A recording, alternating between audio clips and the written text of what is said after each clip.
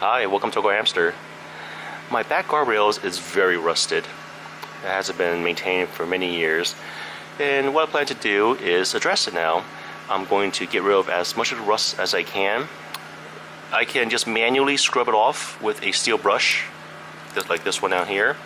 This stainless steel brush cost about $2.50 to $3 at Home Depot.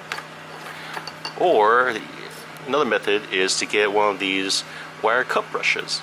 This one attaches to your power drill and it just saves you a lot of time and effort. Now this cost about almost $6 at Home Depot. It was like $5.61 or $5.71 at Home Depot. So also with this one, definitely get a respirator. The respirator cost about $25, $26. This is the one I got. You don't need anything fancy because you're just sanding. They do sell ones that goes up to $40, but I wouldn't get any of the disposable, those really cheap ones. And this was the brand for the wire cup brush. The ones on Amazon was a little bit cheaper, but they were 2 inches. I wanted a 3-inch one.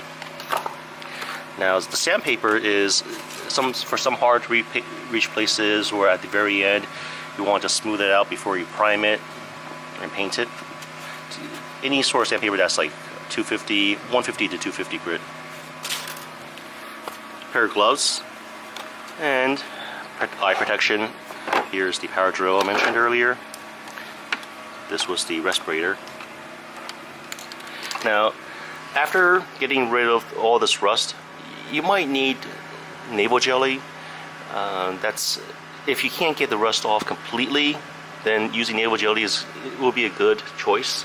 The navel jelly is about $7 for like a quart or so. Like, I think it was a pint for $7, around that price. Afterward, use outdoor primer and then an outdoor paint.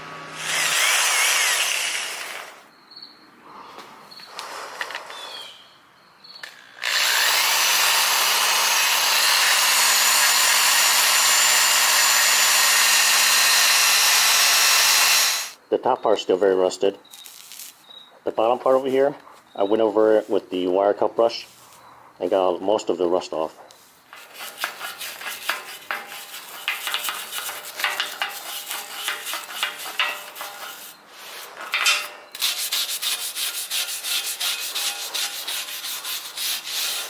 I stripped off most of the rust. So with the sandpaper, like this part for example, see the difference? It looks a lot better now. So this was the 180. Also, when grinding off the rust, just take your time. It's not a one pass event. It'll take a few passes. At Home Depot they do sell smaller wire brushes that you can get in through here. For me, I just use this. And other corners, such as over here, you might need even smaller brushes. But for me, I just use sandpaper. I didn't want to buy any additional brushes or attachments for my drill. So now I'm just going to go over the rest of this. Here's what it looks like after sanding it. It's a lot smoother, looks a lot better. And this is why I wear gloves. Just look at all the dust that accumulated on it, and also why I wear a respirator. So now I'm going to use the primer and then paint it. I won't be using the navel jelly because after sanding it and grinding it down, it's actually not that bad. For the paint, I decided to go with the black hammered. This is what a hammer looks like. This will at least cover up the blemishes. Definitely don't go with glossy. With glossy, the blemishes will be much more noticeable. If you're going to brush on a paint, go with either a hammer look or just the flat. Now, for oil-based paint, you don't need a primer. For water-based paint, you would need a primer. But since I'm going with the spray paint one, no primer needed. I could have applied directly onto the rust, but I already did the hard work. Brushed off all the rust. Now I'll need 2 of these. One can cover 50 square feet, but just keep in mind, like, a lot of it will be wasted because I'm spraying it instead of just brushing it on. The first coat of paint has been applied. I'm going to wait about 48 hours before I apply the second coat. So 1 can, 1 coat.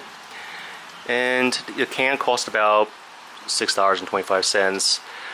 The hardest part was brushing off the rust. Since I did not want to treat it chemically, I got the wire cut brush drill attachment that cost about $5.50 or some odd cents from Home Depot, and it was well worth it.